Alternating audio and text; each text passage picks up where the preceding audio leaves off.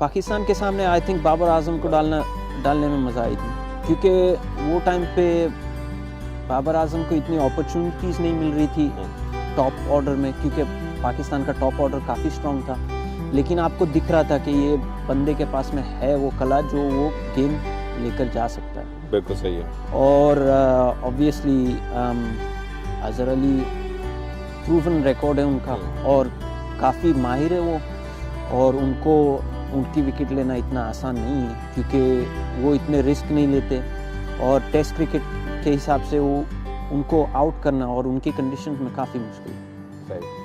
कौन सा ऐसा ग्राउंड है जो कि ख्वाब है कि यहाँ पे जाके बॉल डालूं और 5 विकेट का हॉल मिले और सब तरफ शोर हो मेरे लिए? आई सपोज पहले तो न्यूजीलैंड में करने का वो है कि न्यूजीलैंड में भले कोई भी ग्राउंड हो, यहाँ पर 5 विकेट लेनी है और न्यूजीलैंड के लिए गेम जिताना है। और दूसरा तो हर एक बंदे का मुझे लगता है सपना होगा या तो MCG या तो फिर लॉर्ड्स।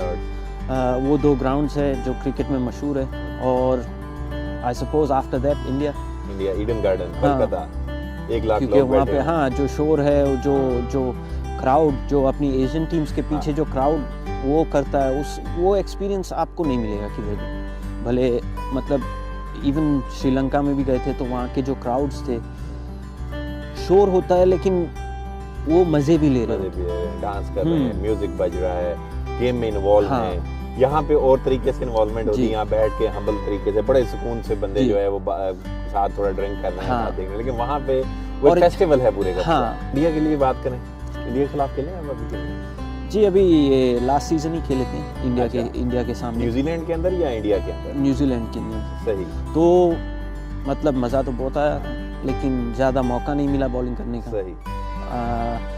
क्योंकि हमारे जो बॉलर्स हैं यहाँ की कंडीशंस में, अगर बॉल स्विंग हो रहा है, सीम हो रहा है, तो बहुत मुश्किल है उनको खेलना। और एक बार उनके हाथ में बॉल आ गया जो स्विंग हो रहा है या सीम हो रहा है, तो फिर वो छोड़ते भी नहीं है। तो उस हिसाब से यहाँ पर जल्दी करके बॉलिंग नहीं मिलती है। लेकिन कोशिश तो रहती है कि जब मौका मिले तो 1-2 विकेट ले ले। और लेकिन ये है कि इंडिया के सामने खेलने का जो वो था, वो स्पेशली फीलिंग होती है ना, क्योंकि आपको मालूम है कि आप इंडिया के सामने खेल रहे हो जहाँ से आप आए हो, और आई सपोज तुम्हारा कल्चर है, आपको समझ में आता है वो क्या बातें कर रहे हैं। आप हिंदी बोल सकते हो, वो भी हिंदी में बातें कर रहे हैं, तो आपको समझ में आता है वो क्या बोल रहे हैं। और और थोड़ा बहुत आपके पीछे भी लगे रहते हैं तो आपको समझ में आता है। कभी आपके साथ स्लेजिंग हुई उस मैच के अंदर? इंडिया ने कभी आपकी तरफ आके कोई बात कही हो किसी बॉलर ने? नहीं, मुझे मतलब डायरेक्टली तो कुछ हुआ नहीं। बस खाली ये था, मुझे याद है कि विराट कोहली पूछ रहा था कि आई थिंक दूसरे टीममेट्स को जो हमारे A सीरीज में खेले थे, तो उन्होंने पूछे थे कि इसको हिंदी आती है? अच्छा। तो वो बता रहे थे कि हाँ उसको आती है। तो विराट कोहली से मुलाकात हुई है अलहदा से? नहीं, इतनी मुलाकात नहीं हुई, क्योंकि वो टाइम पे हम हमारे चीज़ में बिजी थे, वो उनकी चीज़ में बिजी थे, और काफ़ी टाइट स्केड्यूल भी था, तो इतनी कुछ मुलाकात नहीं हुई। लेकिन मतलब A सीरीज़ में भी खेले तो थोड़े प्लेयर्स लोग से बातें हुई, सब पूछ मतलब कैसे चलता है, क्या सिस्टम है, क्या नहीं, तो उस हिसाब से बातें हुई। थोड़ा ट्रिकी क्वेश्चन, न्यूजीलैंड और इंडिया का मैच हो और आप ना खेल रहे हो, तो किसको सपोर्ट करते हैं? न्यूजीलैंड। अच्छा। और अगर इंडिया और किसी और टीम का मैच हो रहा हो तो इंडिया को सपोर्ट करते हैं। बहुत खूब। लॉकडाउन आ गया, सारी क्रिकेटिंग जितनी भी एक्टिविटी सी खत्म हो गई। माशाल्लाह मैं देख रहा हूँ अभी भी फिट हैं आप, वरना मेरे जैसे लोगों ने 10-10 किलो वजन, 8-8 किलो वजन बढ़ाया। कैसे अपने आप को मेंटेन किया लॉकडाउन के थ्रू? देखो वो तो करना ही पड़ता है। आपको पता है कि भले लॉकडाउन अभी है, लेकिन 2-3 महीने के बाद क्या हो रहा है कुछ पता नहीं। जैसे अभी बांग्लादेश की सीरीज़ थी, वो तो स्केड्यूल थी, लेकिन पता नहीं था कि वो होगी या नहीं होगी, तो उसके लिए तैयार रहना पड़ता है। और इंटरनेशनल क्रिकेट में ऐसा है कि उनके स्केड्यूल्स ऐसे रहते कि सब कुछ एक के बाद एक होता है।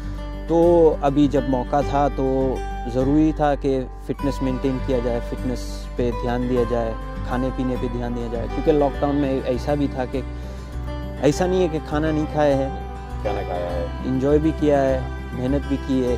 लेकिन मेरा तो सिंपल था, इतना कुछ ज़्यादा ओवर द टॉप नहीं था।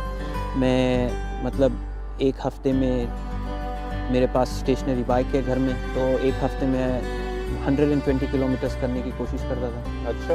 तो लेकिन मतलब बोलने में ज़्यादा लगता है, लेकिन टाइम में इतना कुछ नहीं है। हर 3 दिन में आधा घंटा एवरी 3 डेज, बस उतना ही था। फिर खाली खाने पे ध्यान दो। ठीक है। और खाने में जब आप ध्यान दो की बात करते हैं, हमारे यहाँ तो कड़ी, उसके बाद बिरयानी, नान, तो वो ध्यान क्या है?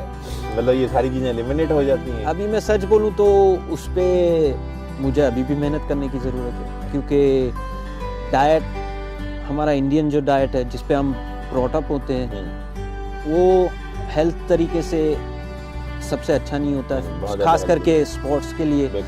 तो उसमें आपको चुनना पड़ता है कब वो खाना है, कब नहीं खाना है, कितना खाना है, कितना कम खाना है। लेकिन मैं तो देखो अभी पूरी तरह से देसी हूँ। घर पे तो इंडियन ही खाना चलता है, बनाना बनेगा वही तो। हाँ, और घर पे बोलना भी हिंदी है, तो मतलब मुझे इंडियन खाना ही पसंद है। ये जो खाना पड़ता है कभी कभार वो कंट्रोल के लिए, उस हिसाब से तो थोड़ा एडजस्ट कर लेना पड़ता पोर्शन है। कंट्रोल हाँ, करते हैं। पोर्शन मेन चीज़ क्या है कि पोर्शन मेन चीज़ है। अभी 2 सर्विंग की जगह 1 सर्विंग लेनी है, 4 रोटी की जगह 2 रोटी लेनी है, और बस वही संभालना है कि अच्छा आज दोपहर में चावल खाए तो रात में चावल कम, या चावल नहीं खाने। लेकिन अभी भी उस पर मेरी मेहनत चालू है। अभी भी ऐसा नहीं है कि मुझे पूरी तरह से कंट्रोल है, वो धीरे धीरे होते रहे। बिल्कुल सही हो गया। कौन खिलाड़ी है जो आपके साथ ट्रेनिंग करता है, और आपका कोच कौन है? मेरे साथ मैं बहुत फॉर्चुनेट हूँ कि यहाँ पे सबब्स में खेलता हूँ, तो काफ़ी खिलाड़ी है जो फर्स्ट क्लास क्रिकेट खेल चुके हैं, इंटरनेशनल क्रिकेट खेल चुके हैं। अभी जीत है, जीत जब से इंडिया से आया हम दोनों साथ में खेल रहे हैं। जब मैं पहले सेंट्रल डिस्ट्रिक्ट्स में गया था तो जीत भी साथ में ही था वहाँ पे, तो वो टाइम पे जीत के साथ में काफ़ी मतलब ट्रेनिंग होती थी, अभी भी काफ़ी होती है, हमारी बातचीत भी काफ़ी होती है। फिर जिमी नीशम है जो इधर सबब्स में खेल चुका है, तो उसके साथ में भी काफ़ी बार ट्रेनिंग होती है। और जब मैं पहले सीडी गया था तभी तरुण नथुला था वहाँ पे, तो उसने मेरी बहुत मदद की थी वो टाइम, क्योंकि जब मैं नया था तो ऑब्वियसली नर्वस रहता है बंदा कि ये मैं बिलोंग करता हूँ कि नहीं, ये इन्वायरमेंट में मैं अच्छा खिलाड़ी हूँ कि नहीं है, वो सब डाउट्स आते रहते हैं। लेकिन उसने मुझे हेल्प किया था, उसने मुझे वो गाइड किया था वो टाइम पे।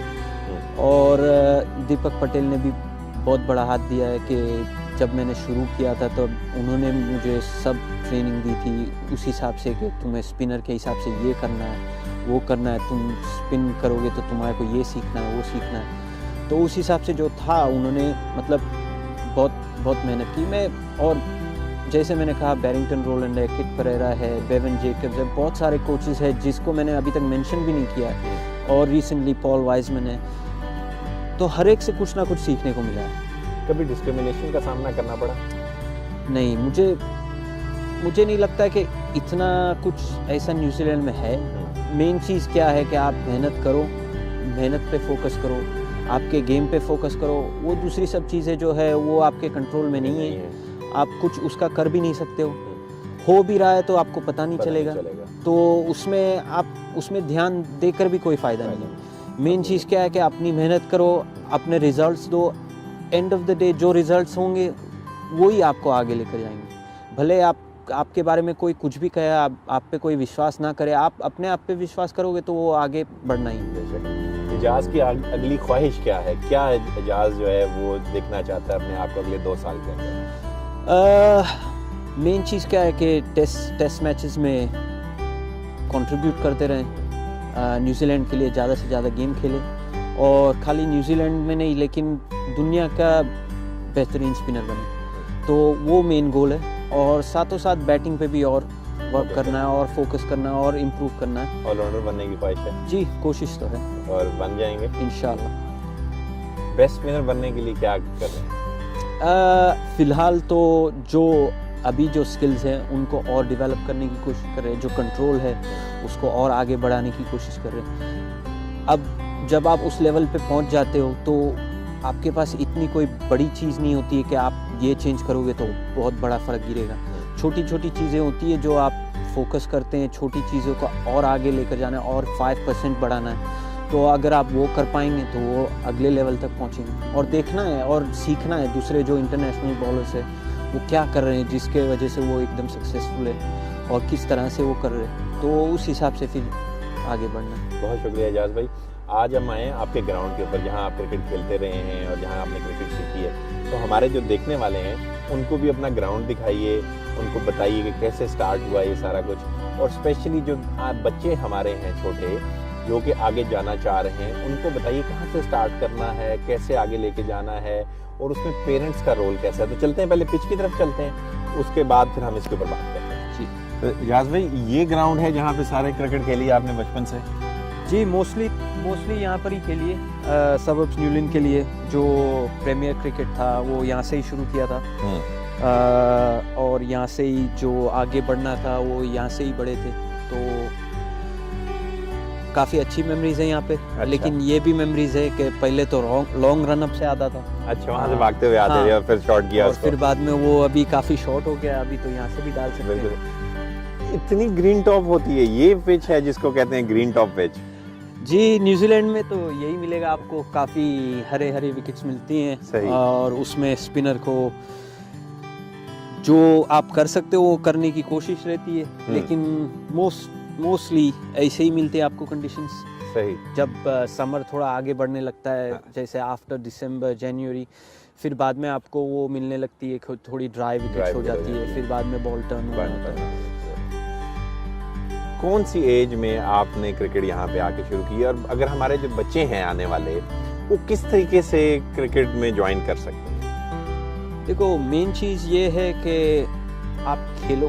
और मैं तो जब अंडर 15s में था तब से शुरू किया था, लेकिन अभी तो बच्चे यंग से चालू होते हैं, 6 साल 7 साल से चालू होते हैं।